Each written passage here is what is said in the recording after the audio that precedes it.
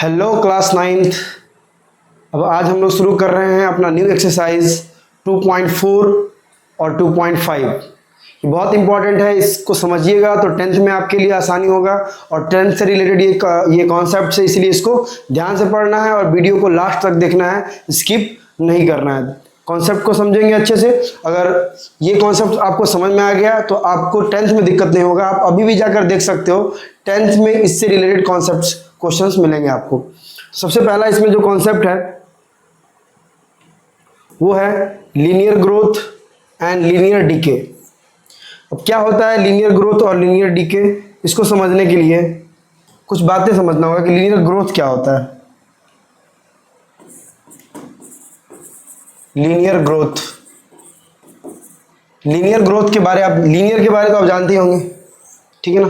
Linear मतलब ये क्या होता है, कोई चीज, जैसे मान लिया आप पढ़ेंगे लीनियर मोशन, तो लीनियर मोशन किसको बोलते हैं, जो एक स्ट्रेट पाथ पे जाए उसको क्या बोलते हैं, लीनियर मोशन।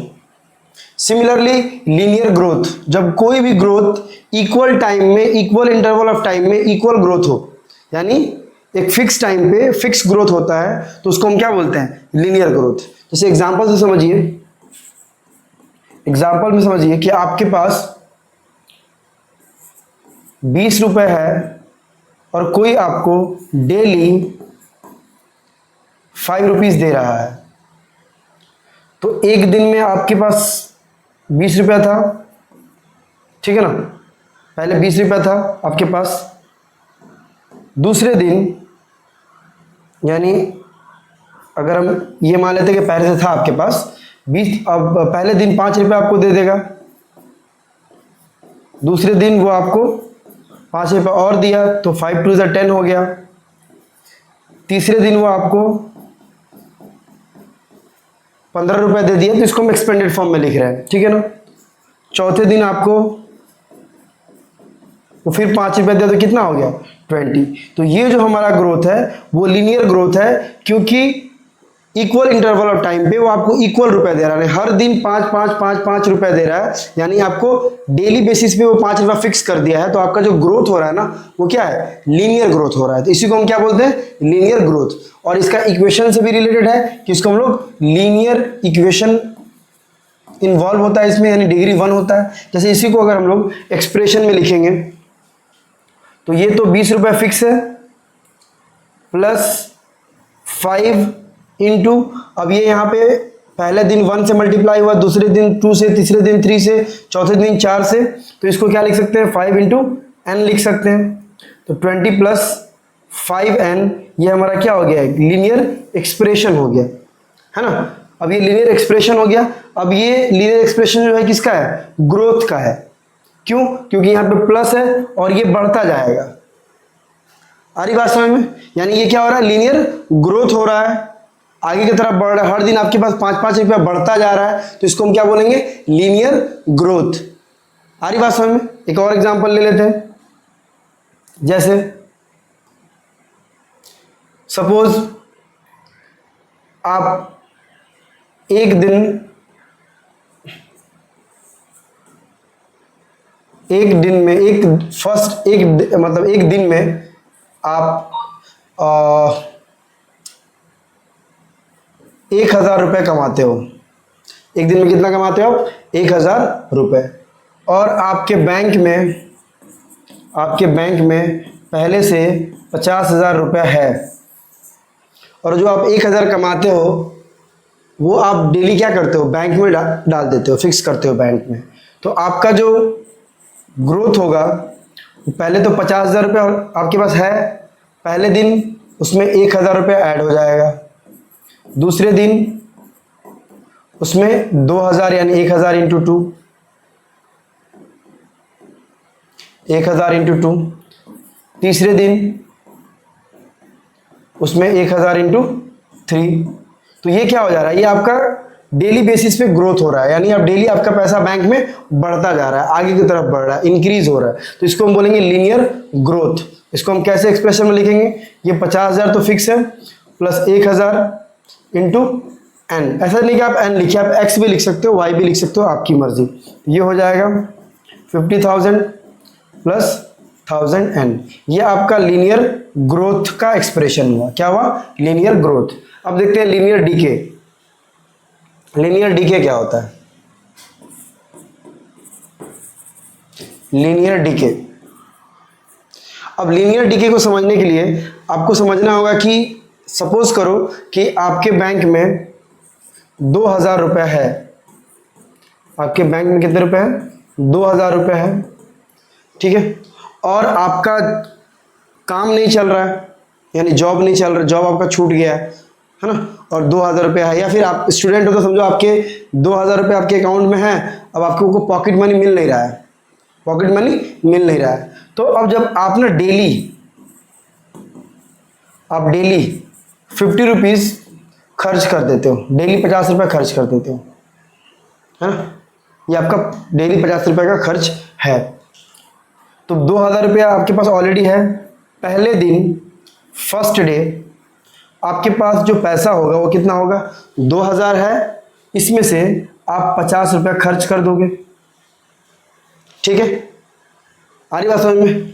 दूसरे दिन आपके पास 2000 रुपया था, उसमें से अब आप दूसरे दिन तो 50 रुपये और कर दोगे, यानी 100 रुपये कर दोगे, तो उसको 50 × 2 लिख सकते हैं ना।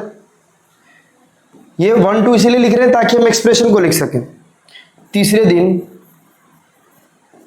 आपके पास 2000 रुपया था और आप पहले 50 निकाले, फिर दूसरे दिन आपके पास 100 रुपया हो गया, 100 रुपया घट गया। तीसरे दिन कितना घट जाएगा? 150 घट जाएगा, क्योंकि आप पहले दिन 50 रुपया निकाल लिए, दूसरे दिन 100 रुपया हो गया, वो 50 और निकाल लिए, तीसरे दिन 50 और निकाल लिए, तो वो पैसा घट गया, कितना हो गया? उसमें से 150 निकल गया। तो इस तरह से पैसा घटता जाएगा। तो ये जो घट रहा है इसको हम बोलेंगे डीके, यानी डिक्रीज हो रहा है पैसा आपके अकाउंट में, बढ़ेगा तो नहीं, क्या हो रहा है? घट रहा है, तो इसको बोलेंगे लीनियर डीके। आ रही बात समझ में? इसको एक्सप्रेशन में कैसे लिखेंगे? 2000 माइनस 50, और ये 1 2 3 कुछ भी हो सकता है यहाँ पर, तो यहाँ पे क्या लिख देंगे? n। तो ये हो गया हमारा डीके का एक्सप्रेशन। यानी जब माइनस हो तो समझ जाइएगा कि डीके का एक्सप्रेशन है, और जब प्लस हो तो समझ जाइएगा ग्रोथ का एक्सप्रेशन है। आपको ऐसे ही पता है कि प्लस है तो पॉजिटिव में है और माइनस है तो नेगेटिव में है। आई होप आपको लीनियर ग्रोथ और लीनियर डीके के बारे अच्छे से समझ में आ गया होगा। इसको वीडियोस पॉज करके आप लिखते रहिए, ओके। अब देखते हैं हम कुछ क्वेश्चन, इस पे कुछ क्वेश्चन देख लेते हैं। जैसे यहाँ पे लिखा हुआ है, the height of water in a cylindrical tank is 3 metre at start of summer. यानी टंकी है, लेट्स ये कोई टंकी है, इसमें जो पानी है, इसमें जो वाटर है, वो उसका हाइट 3 मीटर है starting of summer. The height of h meter at the end of time t month is given by linear function ht is equal to 3 minus 0.5 t। इस बात को आपको ध्यान से समझ लेना होगा कि ये क्या कह रहा है। यहां पर ये कहना चाह रहा है कि जो पानी का हाइट रहेगा, जो इसका पानी का हाइट किस मंथ में कितना रहेगा, वो डिपेंड करता है इस एक्सप्रेशन पे। इस एक्सप्रेशन पे कैसे डिपेंड करता है कि ये जो h है ये हाइट को डिपेंड कर रहा है। ये हाइट h जो है वो किसको रिप्रेजेंट कर रहा है? हाइट को। और ये जो t है वो मंथ को रिप्रेजेंट कर रहा है। किसको रिप्रेजेंट कर रहा है? मंथ को। यानी हमारे पास जो एक्सप्रेशन है ht is equal to 3 minus 0.5 t। अगर हम एक टेबल तैयार करते हैं, यहाँ पे टाइम रहेगा और यहाँ पे हाइट। टाइम इन मंथ है, जो टाइम है वो किस में है? मंथ में है। और जो हाइट है वो किस में है? इसको लिख देते हैं हम,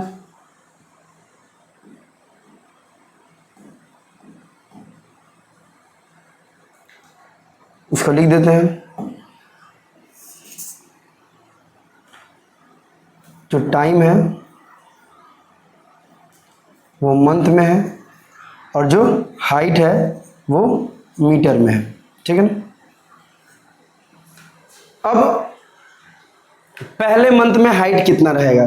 जैसे मान लो एक महीने के बाद जैसे मान लो पानी है इसमें, 1 महीना पानी यूज़ हुआ है, तो 1 महीने के बाद पानी इसका कितना रहेगा। तो यहाँ हम क्या करेंगे, टाइम की जगह पे क्या रख देंगे 1 month is equal to 3 minus 0.5। अब जहाँ जहाँ टी है वहाँ वहाँ क्या आ जाएगा 1 आ जाएगा, तो ये आ जाएगा 3 माइनस ये कितना हो जाएगा 0.5, यानी ये जो हाइट है फर्स्ट मंथ के एंड में ये कितना हो जाएगा 2.5। ठीक है, यानी पहले मंथ के एंड में इसका जो पानी होगा वो 2.5 मीटर हो जाएगा।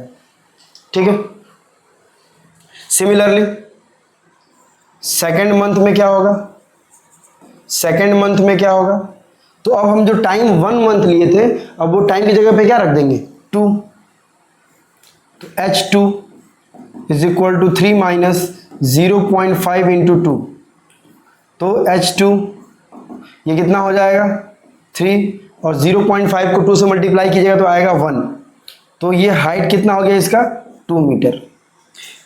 यानी दूसरे एंड ऑफ, देखिए ये क्या बता रहा है कि जैसे पानी यूज कर किए जब एंड ऑफ मंथ आया यानी मंथ का आखिरी दिन उस समय हाइट 2.5 था, फिर पानी यूज किया गया, वाटर यूज किया गया, फिर एंड दूसरे मंथ के एंड पे हाइट कितना हो गया 2 मीटर हो गया।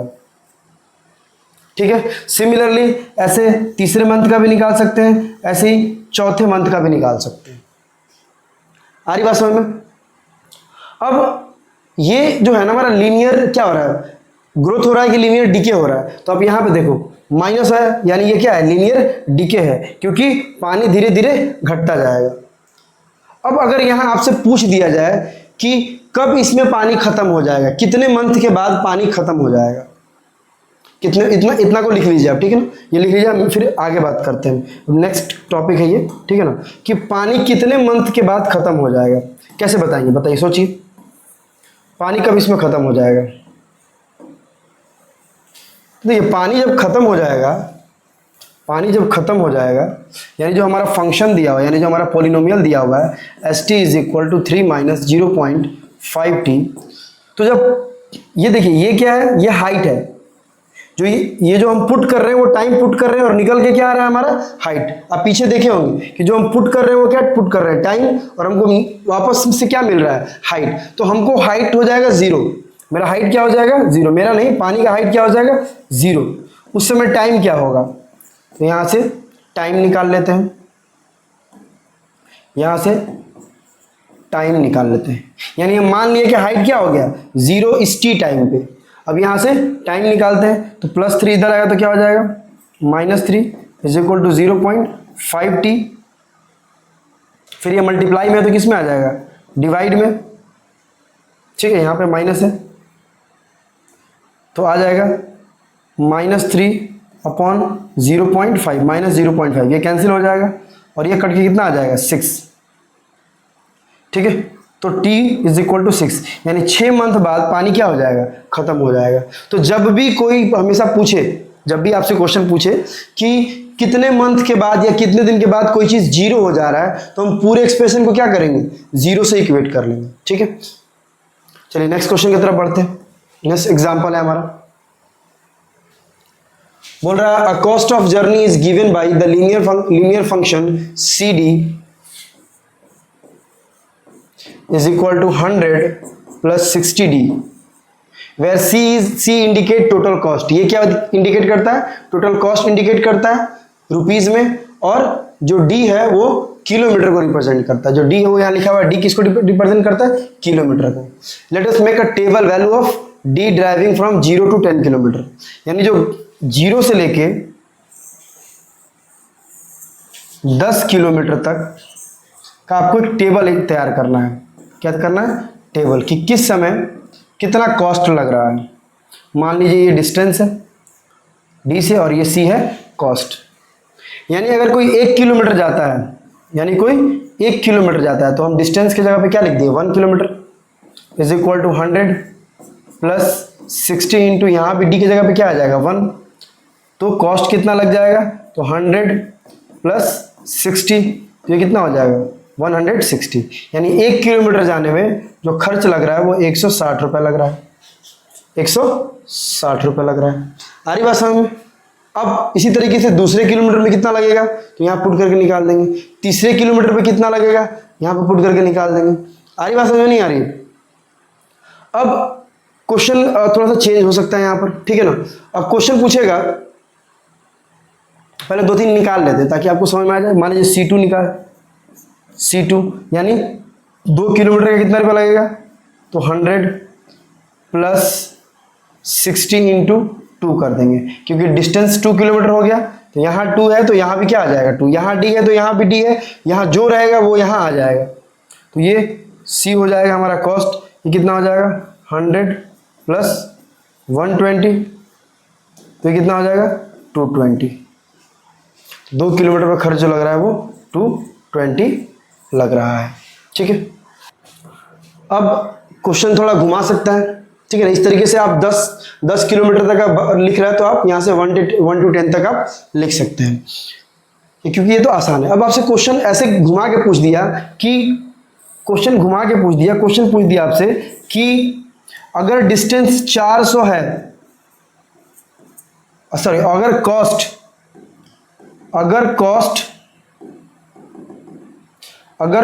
400 है तो बताइए कितना डिस्टेंस कवर, यानी कोई इंसान है, कोई जो ट्रैवल कर रहा है, वो अगर 400 रुपया दिया है तो बताओ वो कितना डिस्टेंस कवर किया है। अगर कोई 400 रुपया दिया है तो वो कितना डिस्टेंस कवर किया है। तो हमारा कॉस्ट यहाँ पर दे दिया है। अभी तक हम क्या कर रहे थे, डिस्टेंस पुट करके कॉस्ट निकाल रहे थे। इस बार क्या हुआ, हमको कॉस्ट दे दिया और डिस्टेंस पूछ रहा है। तो हम क्या करेंगे, जो हमारा एक्सप्रेशन है CD is equal to 100 plus CD 60D, तो यहाँ पर कॉस्ट ऑलरेडी गिवन है, तो कॉस्ट की जगह पे क्या रख देंगे 400 is equal to 100 plus 60D। ये इधर आ जाएगा तो कितना हो जाएगा, माइनस में आएगा तो 400 और 100 घट जाएगा तो कितना हो जाएगा 300। यहाँ से D निकालना है तो D इज इक्वल टू क्या आ जाएगा 300/60, यानी डिस्टेंस कितना कवर करेगा 5 किलोमीटर। आ रही बात समझ? ये नहीं कि आप सिर्फ ऐसे पुट करके निकालना सीखो, आपको कन्वर्जन भी आना चाहिए। क्या आना चाहिए, कन्वर्जन भी आना चाहिए। मान लीजिए आपसे पूछ दिया कि अगर कोई 280 रुपए दे रहा है तो वो कितना किलोमीटर गया है, तो हमको क्या दे दिया, इस बार कॉस्ट दे दिया और डिस्टेंस पूछ रहा है, तो कॉस्ट की जगह पे 280 रख देंगे और बता देंगे। तो बताइए 280 रुपया कोई अगर 280 रुपया दे रहा है तो वो कितना डिस्टेंस कवर किया है, कमेंट में बताइए आप इसको सॉल्व करके। चलिए अब हम लोग, आई होप आपको बात समझ में आ रहा है। अच्छा ये क्या है, ये लीनियर ग्रोथ है कि लीनियर डीके है, तो आप देखो यहाँ पे प्लस है और पैसा धीरे धीरे धीरे बढ़ता जा रहा है, तो ये क्या है, लीनियर ग्रोथ है। ओके, नेक्स्ट क्वेश्चन है, mobile phone is bought for 10,000, it value decrease by 800 every year. ठीक है ना, तो एक मोबाइल फोन है जो 10,000 में खरीदा गया है। कितने में खरीदा गया है, 10,000 रुपये में। मोबाइल जैसे जैसे पुराना होता है वैसे उसका वैल्यू गिरता जाता है, तो बोल रहा है हर साल 800 रुपया उसका पैसा जो है ना घटता जा रहा है। यानी अगर वो बेचने जा रहा है पहले साल तो वो 10,000 रुपये जो दिया है तो कोई उसको 10,000 नहीं दे रहा है, 800 रुपये घटा के दे रहा है, यानी 9,200 रुपया दे रहा है। अगर फिर वो उसके अगले साल जा रहा है तो फिर 800 रुपया और घट जा रहा है, यानी 9,002 में से 800 रुपया और घटा दिया जा रहा है। यानी इसी तरीके से ये क्या होता जा रहा है, इसका रेट मार्केट प्राइस घटता जा रहा है। तो बोल रहा है find the value of the phone after 3 years, 3 साल बाद उसका कितना वैल्यू रह जाएगा मोबाइल का। तो value of a phone after 3 year, 3 साल बाद कितना रह जाएगा। तो 1 साल में 800 रुपया कम हुआ, तो 3 साल में कितना होगा 2,400 रुपये, यानी 2,400 रुपये क्या हो गया उसका घट गया। तो 10,000 में से 2,400 जो है वो क्या कर देंगे, माइनस कर देंगे। वो माइनस कीजिएगा कितना आ जाएगा, यहाँ आ जाएगा 0, माइनस कीजिएगा 0, ये कैरी लेगा तो कितना हो जाएगा 6, यहाँ हो जाएगा, यहाँ बच जाएगा 9 में से 2 चला गया तो कितना हो गया 7, यानी 3 मंथ बाद उस मोबाइल का जो प्राइस है वो 7,600 हो जाएगा। आ रही बात समझ में, यानी पैसा उसका हर साल हर मंथ घटता जा रहा है, यानी 3 महीने बाद बेचेगा तो उसको 7,600 रुपया मिलेगा। अब यहीं से एक एक्सप्रेशन हम बना सकते हैं, यहीं से क्या बना सकते हैं एक्सप्रेशन, 10,000 रुपये है माइनस 1 साल में 800 रुपये घट रहा है, तो 3 साल 1 महीना में 800 रुपये घट रहा है, 3 महीना में तो 800 इंटू 3 हो जाएगा। फिर ये 10,000 माइनस 800 और ये जो 3 है उसको हम ABCD कुछ भी मान सकते हैं। क्यों मान सकते हैं? क्योंकि यहाँ जैसे जैसे मंथ चेंज करते जाएंगे वैल्यू क्या होता जाएगा, चेंज होता जाएगा। आ रही बात समझ? बट हमसे अभी ये नहीं पूछ रहा, पहला क्वेश्चन का सवाल जवाब यहीं तक हो जा रहा है, आगे का फिर आगे देखते हैं। नेक्स्ट क्वेश्चन क्या बोल रहा है, इसको लिख लीजिए आप लोग। नेक्स्ट क्वेश्चन क्या बोल रहा है, क्वेश्चन 2 बोल रहा है make a table value. Table बनाना है इसमें भी इस तरीके से,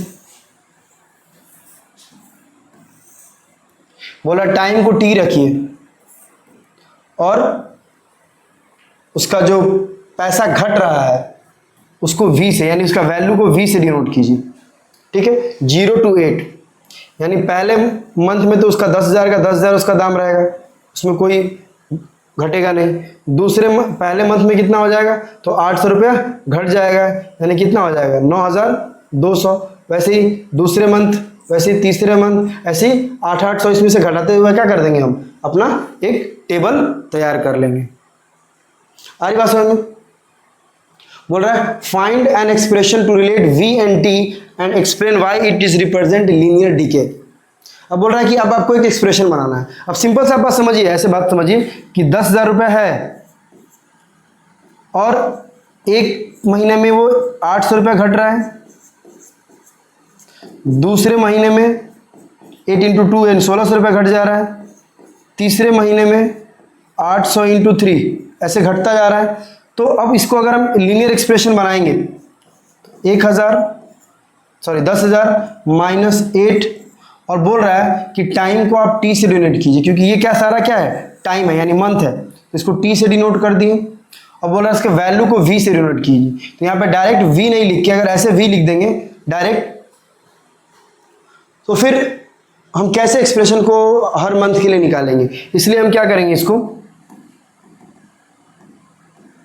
इसमें V लिख के यहाँ पे टाइम लिख देंगे, क्योंकि ये किस पे डिपेंड कर रहा है, टाइम पे डिपेंड कर रहा है। ओके, आ रही बात समझ में? ओके, अब नेक्स्ट क्वेश्चन की तरफ मूव करते हैं। अब इसको आपको बनाना है, ठीक है ना। हम हिंट दे देते हैं, the initial population of the village is 750, यानी एक कोई विलेज है उसका जो पॉपुलेशन है वो कितना है, 750 है initially, and 50 people move from a nearby city to the village. अब जो 50 लोग हैं, जैसे लोग क्या होता है, लोग जो कमाने लगते हैं या जो पैसा हो जाता है तो वो शहर की तरफ मूव करते हैं, है ना। तो 50 लोग ना मूव कर जाते हैं शहर की तरफ, ठीक है ना। Find the population village after 6 year, 6 साल बाद कितना पॉपुलेशन है, यानी हर साल 50 लोग चले जाता है। ये सिंपल बात है, पहले साल 750 है नॉर्मली, दूसरे साल क्या हो जाएगा, 50 लोग चला जाएगा, तो कितना हो जाएगा, 700 में से 50 लोग माइनस हो जाएगा, ठीक है। दूसरे साल क्या हो जाएगा, 700 लोग रहेंगे और 100 लोग खत्म हो जाएंगे, मतलब खत्म यानी चले जाएंगे, है ना, खत्म नहीं हो रहे, चले जा रहे हैं। सिमिलरली 750 इंटू 3, यानी हर मंथ ऐसे, हर साल ऐसे बढ़ता जाएगा, ऐसे घटता जाएगा पॉपुलेशन, ऐसा पॉपुलेशन क्या होता जाएगा, घटता जाएगा। तो इसमें पहले बोल रहा है टेबल बना दीजिएगा, 6 साल बाद क्या होगा, तो बोल रहा है कि उसका इसमें क्या बना देना, आपको एक्सप्रेशन बना देना। तो आपको अभी तक तो एक्सप्रेशन बनाने आ गया होगा। 700 माइनस 5 बोल रहा है कि P से पॉपुलेशन और T से टाइम, तो टाइम यहाँ पे है तो T से मल्टीप्लाई कर देंगे और यहाँ पे पॉपुलेशन लिख देंगे। आ रही बात समझ में, है ना, इज इट क्लियर। तो इस तरीके से आप इसको पूरा सॉल्व कर लीजिएगा। अब हम लोग चलते हैं नेक्स्ट टॉपिक की तरफ, यानी नेक्स्ट एक्सरसाइज की तरफ। ये 4th है, सेम क्वेश्चन ऐसे ही कर लीजिएगा। आपको आते हैं 2.5 की तरफ। 2.5 में हम लोग को लीनियर रिलेशनशिप पढ़ना है, ठीक है ना। लीनियर रिलेशनशिप क्या पढ़ना है, मतलब इसमें हम लोग को ना वैल्यू निकालना सीखना है। तो इसके लिए हम लोग को सीखना होगा सब्स्टिट्यूशन मेथड। क्या सीखना होगा? Substitution method. सबसे पहले हम लोग सब्स्टिट्यूशन मेथड क्या होता है उसको सीखेंगे। सपोज कर लीजिए हमारे पास दो इक्वेशन है, x plus Y is equal to 3 and 2x plus Y is equal to 7। अभी इसमें हमको x और y का वैल्यू निकालना है। ये हमारा इक्वेशन 1 है और ये हमारा इक्वेशन 2 है। अगर ये आप सीख लीजिएगा तो 2.5 में आपको दिक्कत नहीं होगा। ध्यान दीजिएगा, 2-3 एग्जांपल समझाएंगे, आपको समझ में आ जाएगा। हमको x और y का वैल्यू निकालना है, यानी अगर आपको हम ऐसे दे दें 2x plus 5 is equal to 6 तो आप आसानी से निकाल सकते हैं। आप आसानी से क्या कर सकते हैं? निकाल सकते हैं। अब इसमें इसको तो लीनियर इक्वेशन हम लोग 6, 7, 8 क्लास तक पढ़े हैं। ये 1 वेरिएबल। अब हम लोग क्या सीख रहे हैं आज? 2 वेरिएबल। हालांकि इसमें बस एक एक्सरसाइज में दिया हुआ है, 10th में जाएगा तो इसको डीपली पढ़ना है, बट अभी हम सिर्फ आपको ओवरऑल बता देते हैं कि दो इक्वेशन को सॉल्व कैसे करना है। तो यहाँ पर दिया हुआ है x plus Y is equal to 3। हम पहले इक्वेशन को लेते हैं और यहाँ से x का वैल्यू निकाल लेते हैं। किसका? x का। चाहे तो आप x का निकाल लो, चाहे तो आप y का निकाल लो, आपकी मर्जी। अगर हम यहाँ से x निकालते हैं तो y को उधर भेजना होगा, 3 माइनस वाई। ये आ गया हमारा x का वैल्यू, लेकिन किसके फॉर्म में? अभी y के फॉर्म में, यानी y अभी भी इसमें वेरिएबल है। हमको x का पूरा पता नहीं चला, लेकिन इतना पता चल गया कि x जो है वो कितना है? 3 माइनस वाई है। अब क्या करेंगे? ये x का वैल्यू उठाकर 2 में पुट कर देंगे। किस में पुट कर देंगे? 2 में। सर 1 में नहीं कर सकते? नहीं। क्यों? क्योंकि हम लोग x ये निकाले किससे हैं? इक्वेशन 1 से निकाले हैं। तो जिस इक्वेशन से आप x या y निकालिए उस इक्वेशन में उसको पुट नहीं करना है, दूसरे इक्वेशन में पुट करना है। यहां से x is equal to 3 minus Y है, ठीक है। अब इसको उठा के लिख देंगे, put the value of x in equation 2। In equation 2। अब इक्वेशन 2 में पुट कर देते हैं। इक्वेशन 2 क्या है? 2x plus Y is equal to 7। यहाँ पे 2 है, इनटू है, और x का वैल्यू क्या है? 3 माइनस वाई। यहाँ से हम x निकाले हैं ना, क्या निकाले हैं? 3 माइनस वाई। तो वो यहाँ पे क्या कर देंगे? पुट कर देंगे, plus y is equal to 7। कोई दिक्कत? अब इसको सॉल्व, ये तो लीनियर इक्वेशन की तरह हो गया, 1 वेरिएबल है। अब इसको सॉल्व कर लेंगे, ब्रैकेट तोड़ेंगे, इसको इससे मल्टीप्लाई करेंगे, 3 2 जा 6, इसको इससे करेंगे तो ये क्या हो जाएगा? 2y plus y is equal to 7। अब सब नंबर को उधर भेजेंगे तो इधर क्या बच जाएगा? माइनस 2y और प्लस y। क्या हो जाएगा? Minus y. पहले से इधर 7 है, प्लस 6 उधर भेजेंगे तो क्या हो जाएगा? माइनस 6। ये कितना हो जाएगा? 7 में से 6 गया 1, तो minus y is equal to 1 है, यानी y इज इक्वल टू क्या आ गया? माइनस का 1। आया समझ में? आया समझ में? अब क्या करेंगे?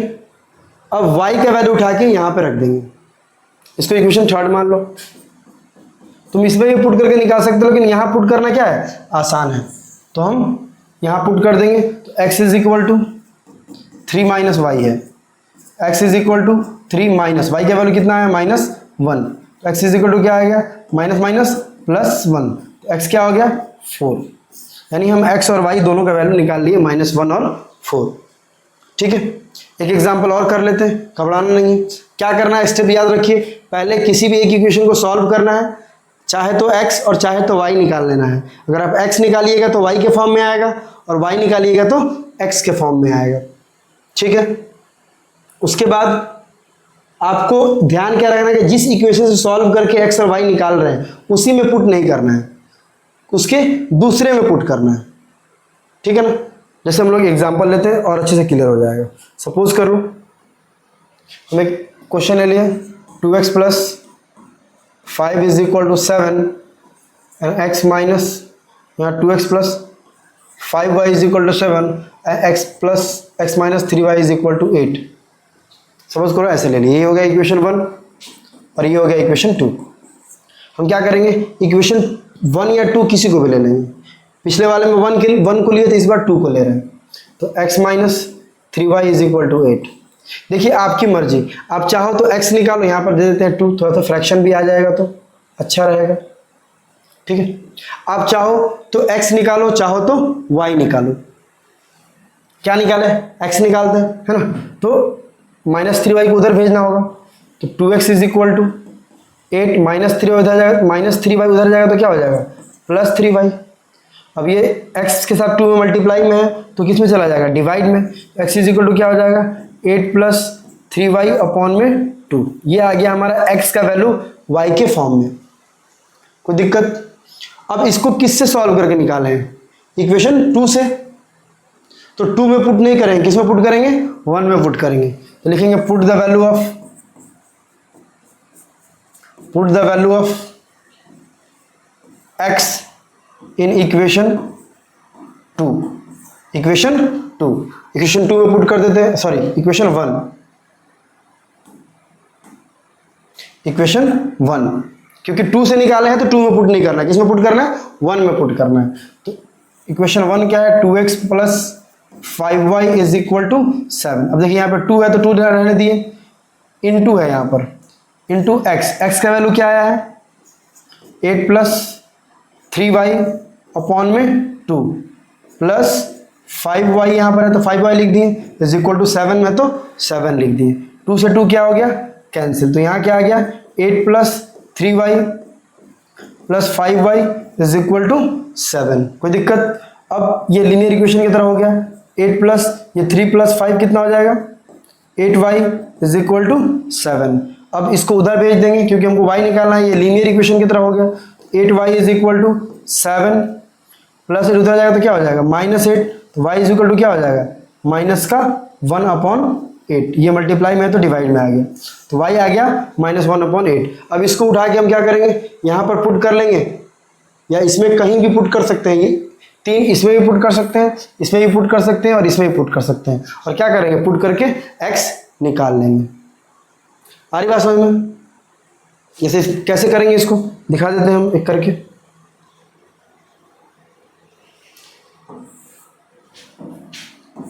जैसे यहाँ से हमारा क्या है, x is equal to 8 plus 3y।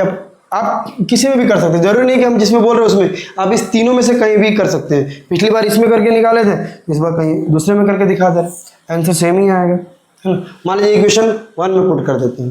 Equation 1 क्या है, 2x plus 5y is equal to 7।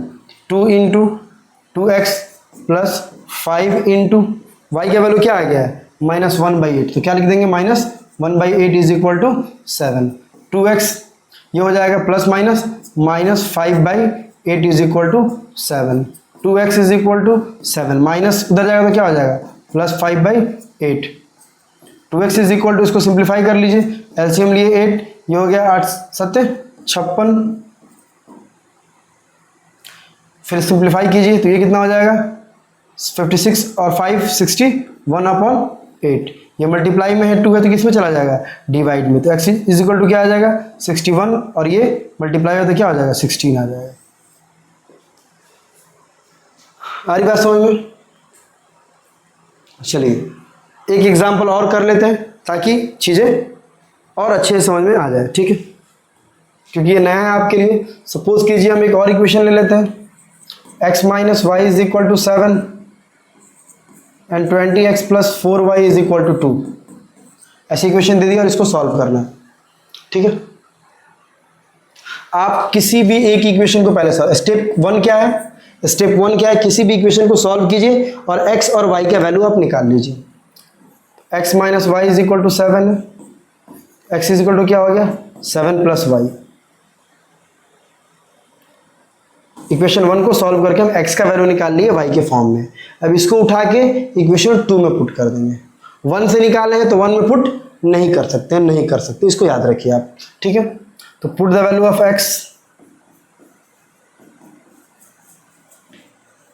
Of x in equation 2 क्या है, 20x plus 4y is equal to 2। तो 20 इंटू एक्स का वैल्यू क्या है, तो x का वैल्यू हमारा है यहाँ पर 7 प्लस वाई। तो यहाँ लिख देंगे into 7 plus y plus 4y is equal to 2। और इसको सिंप्लीफाई करेंगे, इसको इससे मल्टीप्लाई करेंगे, इसको इससे मल्टीप्लाई करेंगे, तो हो जाएगा 140 plus 20y plus 4y is equal to 2, ठीक है। अब y वाले को जोड़ सकते हैं, इसको नहीं जोड़ सकते तो इसको उधर भेज देंगे, और ये कितना हो जाएगा 24y 2 माइनस उधर क्या हो जाएगा 140, 140, तो क्या आ जाएगा 24y, ये माइनस हो जाता है कितना हो जाएगा 138, तो y इज इक्वल टू क्या आ गया 138 अपॉन में 24। इसको कटा के सिंप्लीफाई कर लीजिएगा और जो y आएगा उसको उठा के कहीं भी इक्वेशन 1 2 या यहाँ पर भी रख दीजिएगा तो क्या आ जाएगा हमारा y का x का वैल्यू आ जाएगा। आई होप आपको समझ में आ गया होगा, ठीक है ना। अब इसका एग्जाम्पल कर लेते हैं, एग्जाम्पल कर लेते हैं। बोल रहा है a telecom company charge fix monthly fee and additional cost per GB of the internet data used. यानी एक टेलीकॉम कंपनी है जो एक फिक्स चार्ज रखती है, क्या रखती है फिक्स चार्ज, और मंथली फी रखती है एडिशनल कॉस्ट पर जीबी, यानी जितना जीबी आप यूज कीजिएगा उसके हिसाब से। यानी एक फिक्स, जैसे कैसे होता है कि मान लीजिए आप रिचार्ज करा लिए 199 का, ठीक है, उसमें आपका कॉल ऑल सब फ्री है, लेकिन उसके हिसाब से उसके बाद आप जितना नेट यूज कीजिएगा उतना पैसा आपका लगेगा जीबी के। 1 जीबी यूज कर रहे हैं, 2 जीबी यूज कर रहे हैं, उस हिसाब से आपका पैसा लगेगा, ठीक है। आ रही बात समझ में? चलिए आगे क्या बोल रहा है। Student observe that when she use 10 GB her bill was 350। अब एक लड़की है जो नोटिस करती है कि जब वो 10 जीबी यूज करती है, कितना यूज करती है 10 जीबी नेट यूज करती है, तो उसका जो बिल आता है वो आता है 350 रुपये। कितना आता है 350।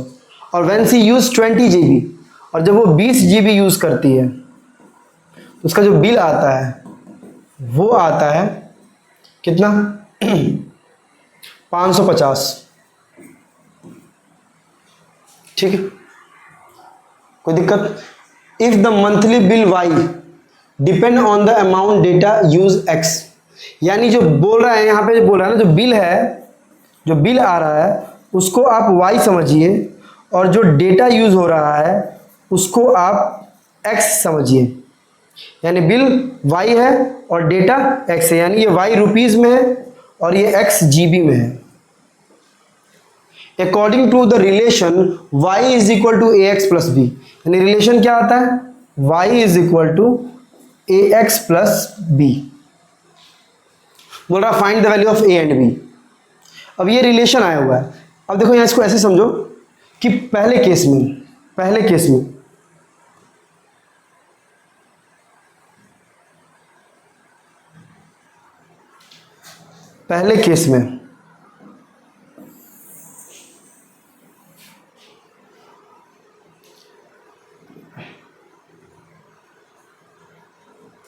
केस 1, ये मूव क्यों नहीं कर रहा, चलो कोई नहीं, केस 1 लेते हैं। केस 1 में क्या हो रहा है, यहां लिखते हैं केस 1 में 350 रुपये में 10 जीबी, उसका 10 जीबी अगर यूज कर रहा है उसका जो बिल आ रहा है वो 350 रुपये आ रहा है। अब यहाँ पे दिया y is equal to a x plus b, relation लिखा गया है, यानी ये जो y है वो बोला था कि बिल को क्या मानो y, तो y कितना है हमारा 350 इज इक्वल टू a को a रहने दो, और x जो बोला था किसको मानो जीबी को मानो, तो कितना जीबी यूज किया है 10, तो यहां रख दिए इंटू 10 प्लस बी, यानी रिलेशन इक्वेशन क्या आ गया 350 is equal to 10a plus b, ये हमारा हो गया इक्वेशन 1। कोई दिक्कत? ओके। केस 2 में क्या बोल रहा है,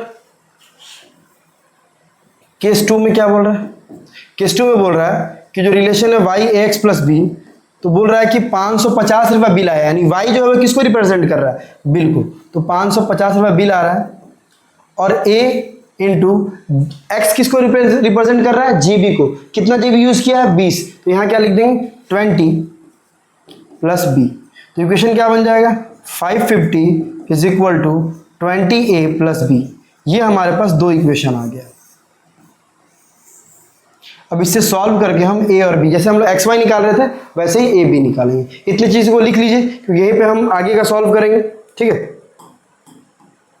फिर से एक बार रिपीट कर दे रहे हैं, ध्यान समझ लीजिए क्वेश्चन को, ध्यान समझ लीजिए। क्वेश्चन क्या बोल रहा था कि 10 GB डेटा यूज कर रहा है तो 350 रुपया दे रहा है, और 20 GB डेटा यूज़ कर रहा है तो 550 रुपया दे रहा है। क्वेश्चन बोल रहा था कि जो मंथली बिल है उसको वाई पे डिपेंड करता है, यानी वाई है, और जो डेटा यूज़ करता है वो क्या है, एक्स है। और बोल रहा है कि अकॉर्डिंग टू द रिलेशन क्या है, y is equal to a x plus b. Relation क्या है, y is equal to a x plus b.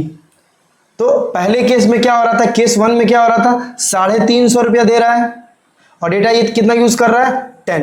तो ये y जो है वो अमाउंट दिखा रहा है, तो अमाउंट की जगह पर रख दिए 350। a है तो a, क्योंकि a के बारे में कुछ पता नहीं है, और बोल रहा है कि x किसको रिप्रेजेंट कर रहा है, GB को, तो 10 GB यूज कर रहा है। इसको थोड़ा मल्टीप्लाई कर दिए तो क्या आ गया, 10 है। ये हमारा बन गया इक्वेशन 1। केस 2 में क्या बोल रहा है, केस 2 में बोल रहा है कि 550 रुपया लग रहा है, तो y की जगह पे क्या रख दिए, 550 इज इक्वल टू है तो इज इक्वल टू दे दिए, a की जगह पे a रख दिए, और कितना GB यूज किया है, 20 GB is equal to b। a और b का पता नहीं है, वही हमको निकालना है। आया बात समझ में? जितना इतना लिख लीजिएगा अलग से, फिर हम इसको आगे सॉल्व कर रहे हैं। अब हमारा इक्वेशन क्या है, इसको इस तरीके से लिख लेते हैं, थोड़ा सा रीअरेंज करके लिख देते हैं। 10a plus b is equal to 350 and 20a plus b is equal to 550।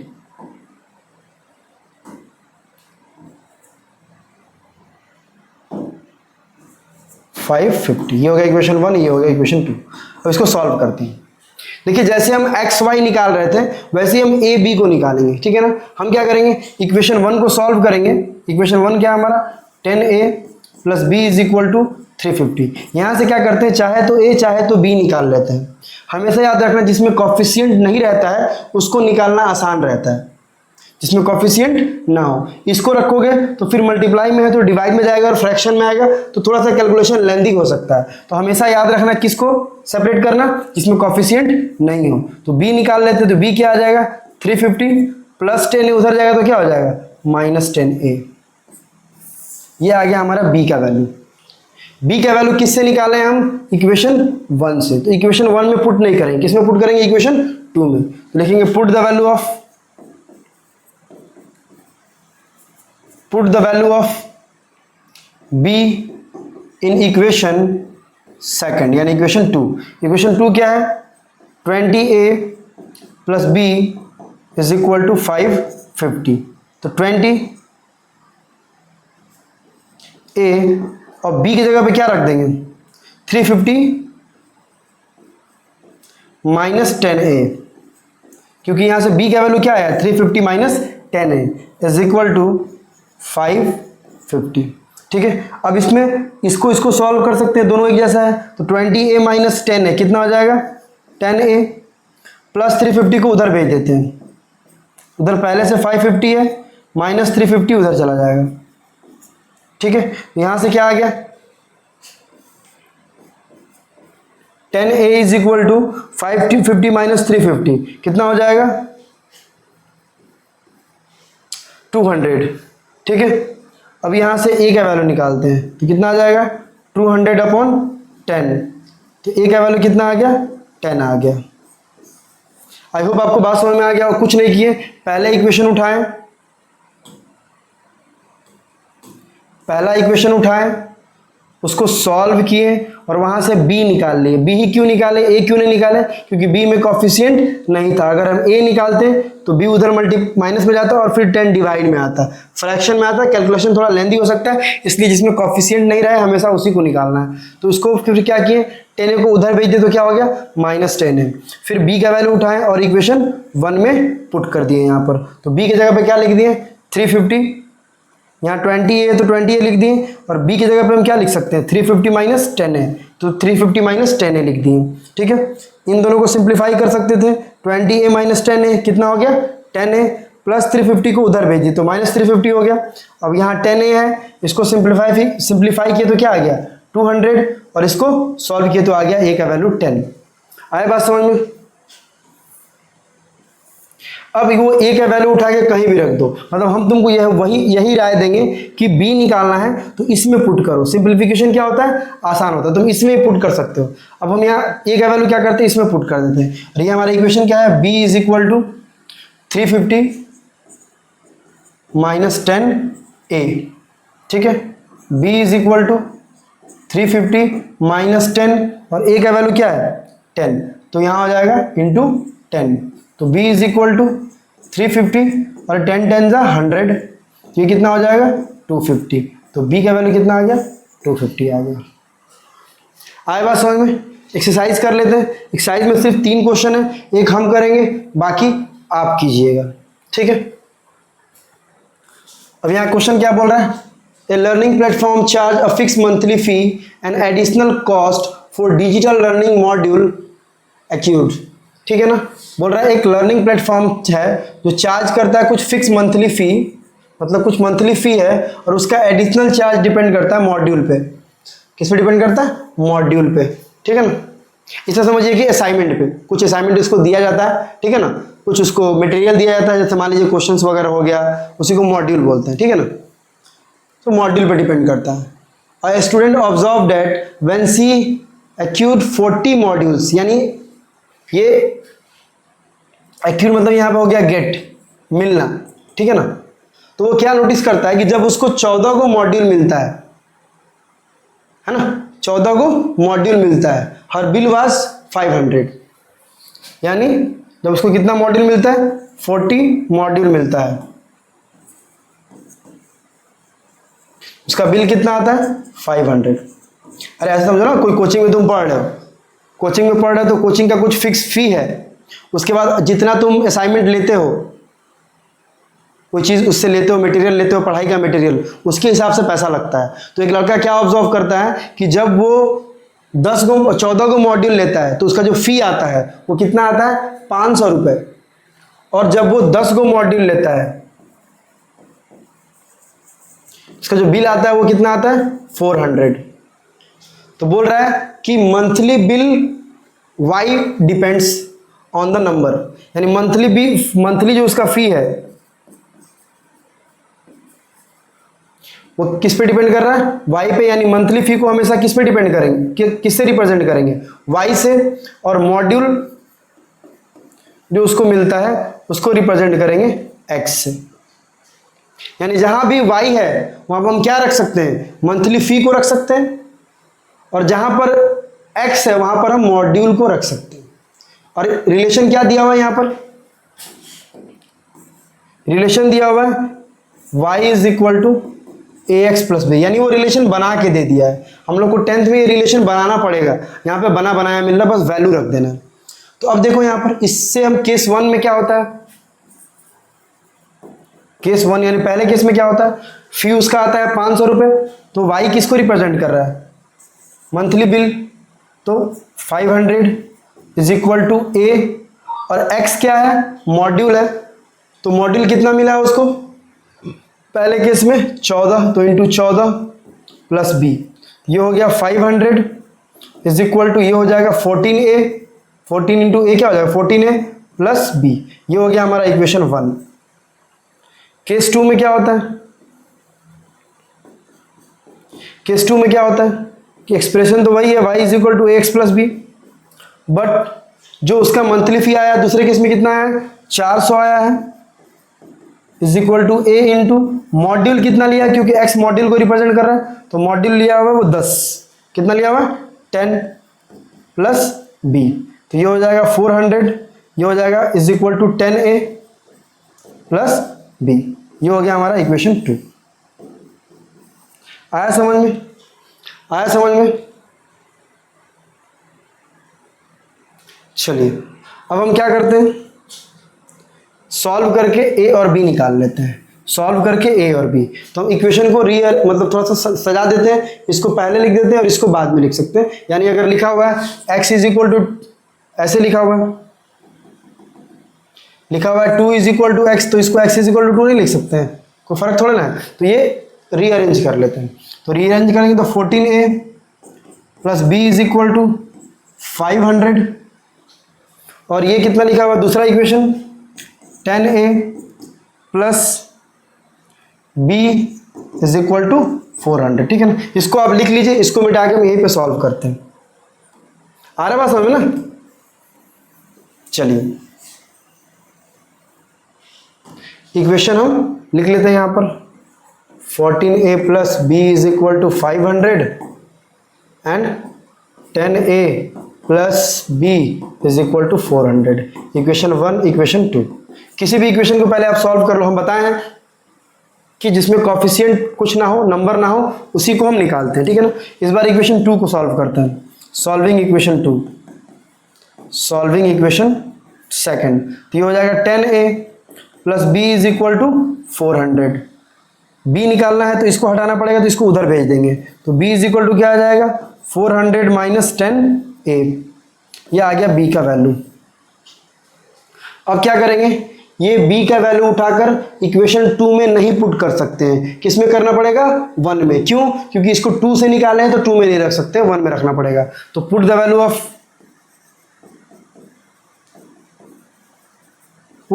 Of b in equation 1 में पुट करेंगे तो ये हो जाएगा हमारा 14a plus b is equal to 500। 14a plus b की जगह पे क्या रख देंगे, तो 400 minus 10a, 400 minus 10a is equal to 500, ठीक है। अब यहाँ 14a और 10a सॉल्व हो सकता है, तो 14 और 10, 14 में से 10 गया 4, तो हो जाएगा 4a plus 400 is equal to 500। अब इसको उधर भेज सकते हैं, 4a is equal to 500 plus 400 उधर जाएगा, क्या हो जाएगा, माइनस 400। 4a ये सॉल्व है, कितना हो जाएगा 100, और a इज इक्वल टू कितना आ जाएगा 100/4। सिंप्लीफाई कीजिएगा तो a का वैल्यू कितना आ जाएगा 25। आया समझ में। अब ये 25 उठाएंगे और इसमें या इसमें, तीनों में से कहीं पुट कर सकते हैं। हम राय देंगे यहाँ पे पुट करो, आसानी से निकल जाएगा। तो b इज इक्वल टू क्या है, 400 minus 10a, 400 minus 10 into a का वैल्यू कितना आया है 25, तो 400 माइनस ये कितना हो जाएगा 250, तो ये हो जाएगा 400 माइनस 250 कितना हो जाएगा 150। तो b का वैल्यू कितना आ गया 150। आ रही बात समझ में। ऐसे ही इसमें क्वेश्चन है, ये जिम चार्ज पे सेम क्वेश्चन, सारा चीज सेम है, सारा चीज इसमें क्या है सेम है। तीनों क्वेश्चन बहुत आसान है, 3 हम बता दिए हैं, 2 क्वेश्चन आपके लिए छोड़ा है। आप बना के उसको कमेंट कीजिए कि बन रहा है कि नहीं बन रहा है। अगर नहीं बन रहा है तो आप कमेंट में बताइए, हम इसको शॉर्ट्स में बनाकर सॉल्व कर अपलोड कर देंगे। आई होप आपको 2.3 और 2.4 और 2.5 समझ में आ गया हो। बहुत जल्द इसके बाद हम नेक्स्ट वीडियो लेके आएंगे 2.6 और एंड ऑफ द चैप्टर। तब तक चैनल पे बने रहिए। अगर अच्छा लगा वीडियो तो like, subscribe, bell icon button दबाइए और thank you for watching the videos. Have a good day.